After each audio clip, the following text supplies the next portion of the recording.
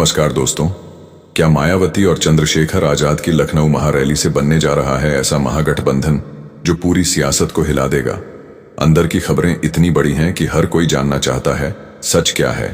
बड़े चेहरे, बड़ी रणनीति और बड़ा संकेत, सब कुछ एक ही मंच पर। लेकिन सबसे अहम बात आपको बीच में नहीं, पूरी वीडियो देखने पर ही समझ आएगी। इसीलिए अभी लाइक करें, कमेंट में ये जरूर बताएं कि आप कहां से हैं और चैनल को सब्सक्राइब जरूर करें।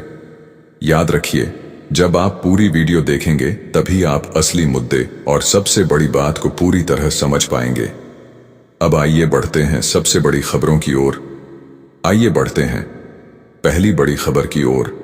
लखनऊ में होने वाली महारैली को लेकर जिस तरह की तैयारियां सामने आ रही हैं, उसने राजनीतिक माहौल को पूरी तरह गर्म कर दिया है।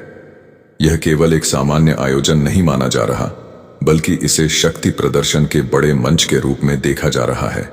मायावती के संगठन स्तर पर तेजी से हो रही बैठकों और कार्यकर्ताओं को दिए जा रहे निर्देश इस बात की ओर इशारा करते हैं कि इस बार कोई साधारण संदेश नहीं बल्कि बड़ा राजनीतिक संकेत दिया जा सकता है। इसके साथ ही चंद्रशेखर आजाद की बढ़ती सक्रियता ने इस पूरे घटनाक्रम को और ज्यादा चर्चा में ला दिया है। दोनों नेताओं के नाम एक साथ जुड़ना अपने आप में बड़ा संकेत माना जा रहा है। सूत्रों के अनुसार इस बार की रणनीति में केवल भीड़ जुटाने पर ही नहीं, बल्कि संदेश को प्रभावी तरीके से जनता तक पहुंचाने पर भी खास ध्यान दिया जा रहा है।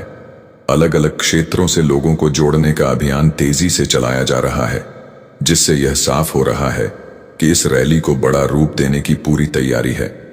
राजनीतिक जानकारों का मानना है कि इस तरह की गतिविधियां आमतौर पर किसी बड़े ऐलान से पहले देखी जाती हैं। यही कारण है कि इस महारैली को लेकर उम्मीदें और चर्चाएं लगातार बढ़ रही हैं। यानी यह सिर्फ रैली नहीं, बल्कि आने वाले बड़े फैसले की नींव हो सकती है। आइए बढ़ते हैं दूसरी बड़ी खबर की ओर। इस पूरे घटनाक्रम में सबसे ज्यादा ध्यान इस बात पर जा रहा है कि क्या इस मंच से कोई ऐसा ऐलान हो सकता है जो सीधे राजनीतिक समीकरण बदल दे। लगातार बढ़ती गतिविधियां और अंदर खाने चल रही चर्चाएं इस संभावना को मजबूत करती हैं कि कुछ बड़ा सामने आ सकता है। मायावती और चंद्रशेखर आजाद दोनों की अलग अलग राजनीतिक पहचान रही है, लेकिन अगर किसी मंच पर दोनों के विचार एक दिशा में जाते नजर आते हैं तो इसका असर काफी व्यापक हो सकता है। सूत्रों की माने तो इस बार की रैली में केवल भाषण ही नहीं, बल्कि भविष्य की दिशा को लेकर संकेत भी दिए जा सकते हैं। इससे यह साफ होता है कि यह आयोजन केवल वर्तमान पर नहीं, बल्कि आने वाले समय की रणनीति पर भी केंद्रित हो सकता है।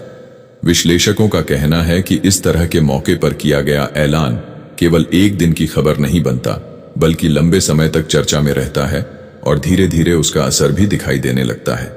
यानी यह सिर्फ आयोजन नहीं, बल्कि नई राजनीतिक दिशा का संकेत हो सकता है। आइए बढ़ते हैं तीसरी बड़ी खबर की ओर। इस महारैली को लेकर कार्यकर्ताओं के बीच जो उत्साह देखा जा रहा है, वह इस पूरे कार्यक्रम को और भी महत्वपूर्ण बना रहा है।